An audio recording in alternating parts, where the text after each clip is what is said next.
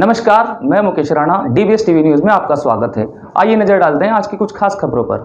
आज से 20 वर्ष पहले तक कुंडली बनाने और देखने का काम पंडित ही किया करते थे, वही उनके दोष भी निवारण करते थे। लेकिन अब समय बदल गया है। आज बड़े बड़े लोग, बड़े बड़े घराने, पढ़े लिखे लोग इस फील्ड में आ गए हैं। वे भी प्रोफेशनल ज्योतिष यानी कि एस्ट्रोलॉजर बन गए हैं। ऐसे ही लोगों की कड़ी में मुंबई मायानगरी की नीलू कुमार का नाम भी तेजी से उभर कर सामने आया है। नीलू यूं तो मूलतः बिहार की हैं, मगर अब ये कई वर्षों से मुंबई में लोगों को कुंडली के आधार पर मार्गदर्शन दे रही हैं। इन्हें हाल ही में परफेक्ट अचीवर अवार्ड भी मिला। आइए आज होते हैं उनसे रूबरू। Hello everyone, myself is Neelu Kumar. I am astrologer, numerologist, tarot and vastu expert. और मेरे पास काफ़ी सारे लोग आते हैं प्रॉब्लम्स को लेकर के, और 2020 में मैंने काफ़ी लोगों का हेल्प किया है ऑनलाइन कंसल्टेंसी से फ्री ऑफ कॉस्ट। और मैं एक्चुअली हॉरोस्कोप बनाती हूँ और एस्ट्रोलॉजी एंड न्यूमरोलॉजी को कॉम्बो पैक में बना के एक अच्छा सा चार्ट तैयार करती हूँ और 9 प्लैनेट्स के डिस्क्रिप्शन देती हूँ। और जो भी प्लैनेट की वजह से आपकी लाइफ में ऑब्स्टिकल आ रहे हैं, प्रॉब्लम्स आ रहे हैं, चाहे वो हेल्थ वेल्थ प्रॉस्पेरिटी हो, जॉब को लेके, बिजनेस को लेके, तो उसकी रिमेडी मैं देती हूँ। और बिलीव मी, इट्स बहुत अच्छा रहता है, ये बहुत काम करता है लोगों के लाइफ में। ज़्यादातर किस तरह की समस्याएं लोग लेकर आते हैं आपके पास? मोस्ट ऑफ द टाइम तो जॉब और बिजनेस, और सेकंड में हेल्थ आता है। तो हेल्थ के लिए हम मेडिकल एस्ट्रोलॉजी यूज़ करते हैं। कौन सा प्लैनेट में प्रॉब्लम है, किसकी वजह से उसको ब्लड प्रेशर का है, डायबिटीज़ का है, या कैंसर के पेशेंट भी बहुत आते हैं, तो मेडिकल एस्ट्रोलॉजी की रेमेडीज़ वहाँ हम यूज़ करते हैं। तो इस फील्ड में आना कैसे हो आपका? कैसे एस्ट्रोलॉजर बने, कैसे न्यूमरोलॉजिस्ट बने आप? कैसे आना हुआ इसका सफ़र, कैसे शुरू हुआ इसका? बेसिकली इसकी जर्नी बहुत पुरानी है। When I was live in Bangkok, और बैंकॉक जैसे सिटी में आपको सुन के आश्चर्य हो रहा होगा कि वहाँ ये कैसे स्टार्ट हुआ। तो जहाँ मैं रहती थी, हमारे घर के पास ही ब्रह्मा कुमारी इसका सेंटर था, और आई यूज़ टू गो देयर। और वहाँ से मैंने मेडिटेशन स्टार्ट किया, और मेडिटेशन के थ्रू मुझे बहुत सारे इंसाइट्स आने लगे, और मुझे एस्ट्रोलॉजी न्यूमरोलॉजी में बहुत इंटरेस्ट होने लगा, पढ़ने का, सुनने का। तो जब भी मैं फ्री टाइम रहती थी तो मैं एस्ट्रोलॉजी न्यूमरोलॉजी की बुक्स पढ़ती थी, और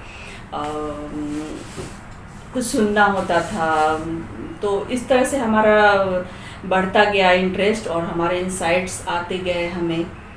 और फिर मैंने अपने फ्रेंड्स का, फैमिली का स्टार्ट किया, तो लोगों ने, उनको मेरा प्रेडिक्शन बहुत अच्छा लगा। तो लोग कहते रहे कि अच्छा, तुम्हारा तो प्रेडिक्शन इतना अच्छा है, तुम क्यों नहीं इसको बाय प्रोफेशन स्टार्ट करते हो। तो वहाँ से जर्नी स्टार्ट हुई है। अभी हाल ही में आपको एक बहुत अच्छा अवार्ड मिला है, परफेक्ट अचीवर्स अवार्ड, तो क्या कहेंगे उसके बारे में? उसके बारे में मैं ये कहना चाहूँगी कि सचमुच में ये तो बहुत अच्छा मुझे लगा परफेक्ट अचीवर अवार्ड का। खुशी मैम ने मुझे इंस्टा से पिक किया था, और मैं बहुत ज़्यादा बहुत बड़ी वो भी नहीं हूँ एस्ट्रोलॉजर और न्यूमरोलॉजिस्ट की, इतने सारे मेरे फॉलोअर्स नहीं हैं, और फेसबुक में भी बहुत ज़्यादा में हमारे पेज पे लोग नहीं हैं, लेकिन मेरे प्रेडिक्शन। हाल ही में आपको एक अच्छा अवार्ड भी मिला है परफेक्ट अचीवर का, तो क्या मायने रखता है ये अवार्ड आपके लिए? ये अवार्ड मेरे लिए बहुत ज़्यादा मायने रखता है। मैंने सोचा नहीं था कि मुझे अवार्ड मिलेगा, बट खुशी मैम ने मुझे इंस्टा से पिक किया था, और ये अवार्ड जब से मिला है तो मेरी रिस्पॉन्सिबिलिटी और भी बढ़ गई है लोगों के लिए। मैं चाहती हूँ कि लोग जिस वे से मुझे ले रहे हैं, मैं उन सब के एक्सपेक्टेशन को पूरी कर सकूँ। काफ़ी बड़े बड़े बिल्डर्स का भी आपने हॉरोस्कोप देखा है ना? तो क्या रिएक्शन रहता है ऐसे लोगों का जब उनके आप सही से बता देते हैं उनके बारे में, उनको रेमेडीज़ भी देते हैं, तो क्या रिएक्शन रहता है उनका? जब भी मैं हॉरोस्कोप का रीडिंग करती हूँ तो लोगों को ऐसा लगता है कि ये हमारी पास्ट स्टोरी आप इतने अच्छे ढंग से कैसे आप बता रहे हो। मतलब हर चीज़ को मैं हर प्लैनेट्स के उसको मैं लेयर बाय लेयर जब मैं करती हूँ, बताती हूँ, तो लोगों को दे आर वेरी सरप्राइज कि इतने अच्छे ढंग से आप कैसे बता रहे हो। तो अभी मैंने रिसेंटली बिल्डर लोगों का भी काफ़ी किया है, तो उन लोगों को ऐसा लगता है कि मतलब हमें और कैसे प्रॉस्पेरिटी मिलेगी और हम कैसे इस फील्ड में जा सकते हैं। तो 9 नंबर जो होता है वो मंगल का नंबर होता है, तो मैं हमेशा ऑल द बिल्डर को यही सजेस्ट करती हूँ कि आप 9 नंबर को यूज़ किया करें। हालांकि ऐसा है कि उसके लिए मुझे पूरी स्टडी करनी पड़ती है, 9 नंबर उनके एस्ट्रोलॉजी में, उनके न्यूमरोलॉजी में सपोर्ट करता है कि नहीं करता है, बट हाँ 9 नंबर बिल्डर्स लोगों को काफ़ी सूट होता है। अभी इंडस्ट्री के भी बहुत सारे सेलिब्रिटी बहुत परेशान रहते हैं, किसी की फिल्में नहीं मिलती, किसी की फिल्में चलती नहीं हैं, तो ऐसे कुछ लोग भी आपके संपर्क में आए क्या? हाँ, बहुत सारे टीवी स्टार्स हैं। मैं जिस एरिया में रहती हूँ तो टीवी स्टार्स हैं बहुत सारे, तो उन लोग का ने भी मुझे कंसल्ट किया है, नील्स डिवाइन सोल को, और फिल्म स्टार्स के भी मैंने किए हैं, बट यहाँ पे मैं उन लोगों का नाम नहीं बोलना चाहूँगी, क्योंकि ये जो एस्ट्रोलॉजी न्यूमरोलॉजी सो सब्जेक्ट है, ये बहुत ही सीक्रेट सब्जेक्ट होता है, तो काफ़ी सीक्रेट नेम भी रखते हैं वो, तो मैं यहाँ पे नाम नहीं बोलना चाहूँगी, बट हाँ लोगों को बहुत फ़ायदे हुए हैं मेरे रेमेडीज़ से।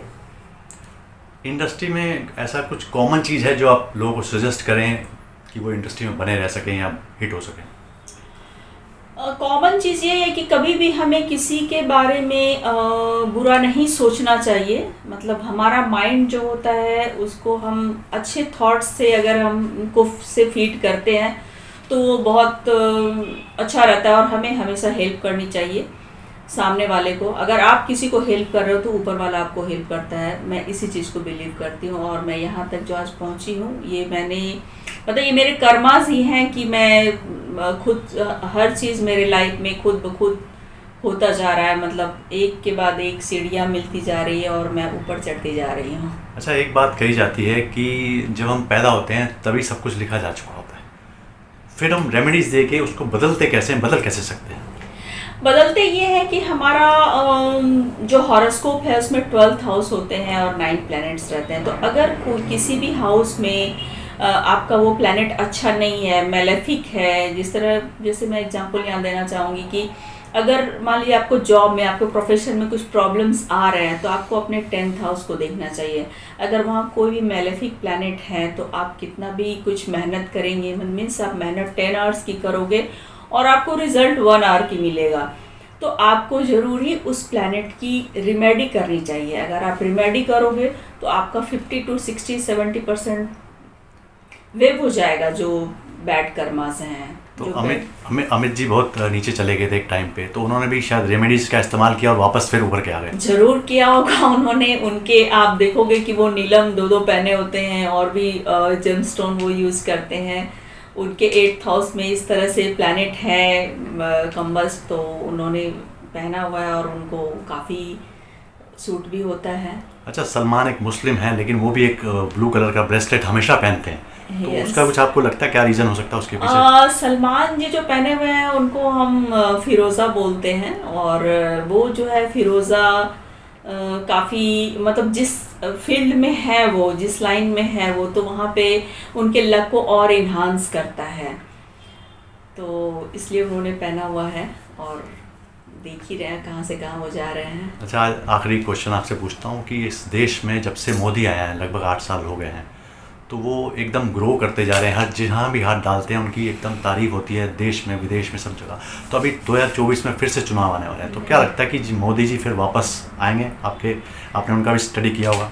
या मोदी जी की भी कुंडली मैंने देखी हुई है एक्चुअली, और मुझे लगता है कि मोदी जी फिर से वापस आएंगे। क्यों? मतलब इसके पीछे एक बहुत ही लॉजिकल कारण मुझे लगता है, क्योंकि मोदी जी सोचने वाली बात यह है कि पूरे इंडिया में सब इतने सारे स्टेट है, सबको छोड़ के उन्होंने काशी का ही चुनाव क्यों किया?